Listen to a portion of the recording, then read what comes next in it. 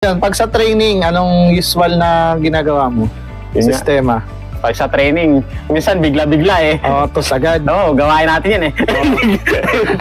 Tos agad kaya nawawalan. Bigla agad. Ayun, kasi 'di ba ang isa sa mga mahirap na ano yung pagpapakawala, pagtuturo ng YB, ano yung advice mo sa mga newbie? Kasi kahit ako ngayon Para nahihirapan po ako. sa akin, bata pa lang, alpasan mo na yung hindi pa nalipad eh. Oo, alagay mo sa trapdoor. ganun. Alagay na, parang yung akin, naalpasan ko na yun, dyan ko eh, naalpasan ko Oo. na agad eh. Gawa ng nawawala pag matanda na. Ano eh, binabasa mo muna. Hindi, alpas agad.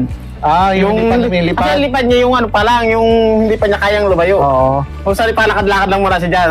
Oo. Pagka tapos na ng lakad-lakad yun, di ba nakakangat-angat na, masaling yun, nagangat na. Di, pumitik man siya, alam niyo yung babalikan. Oo. Nag-reviewing ka din. Lahat na, viewin niya na lahat. At Ah. pero nakaano na siya eh. Kasi maliit pa Mahirap kasi dito sa amin, mapuno eh. Oh, yun. Pag